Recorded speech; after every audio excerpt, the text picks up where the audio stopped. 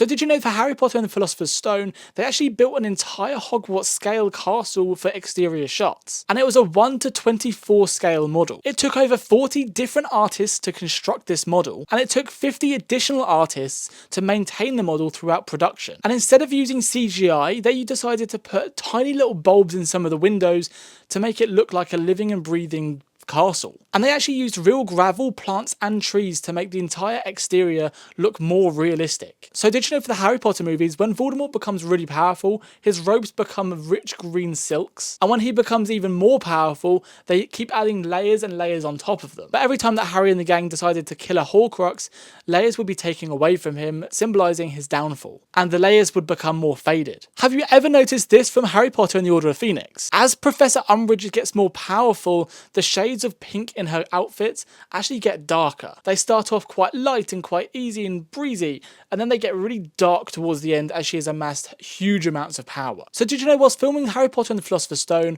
all of the candles in the Great Hall were actually real candles. They were suspended using wire and they were actually on fire. But due to the fire actually spreading and catching light to the wires and causing them all to fall to the ground, they decided to digitally add them in later for future films. So did you know that over 358 sets were built for the Harry Potter franchise? And that the Gryffindor common room actually took 3 months to build, which is a very similar amount of time that it took to build the Great Hall. And it took the same amount of time because of just how detailed the common room is, and well, the Great Hall isn't that detailed. It's just very big. So did you know the Griffin stairwell that leads to Dumbledore's office was one of the most difficult special effects that they had to deal with on the Harry Potter films? They actually built 2 versions, one of which was a completely static model of the Griffin, and a second model that actually moved in real life. And to make it a proper practical set, they had to dig a 12-foot deep hole so that all the stairs could be in there. And they used mechanics to enable it to spin and spiral upwards. So we all know that Harry Potter's very first broomstick is the Nimbus 2000. But did you know it almost looked a whole lot different on screen? This is because the props department went through 25 different versions of the broomstick. And this was all before they settled on the final version, which looks absolutely incredible. And I'm kind of jealous. I want to ride a broomstick. So did you know that the Weasley's home, the Burrow, was actually the biggest set that they built for Harry Potter? Like through the entire series. And it stood at just over 44 feet tall. And they had to build a second model of the Burrow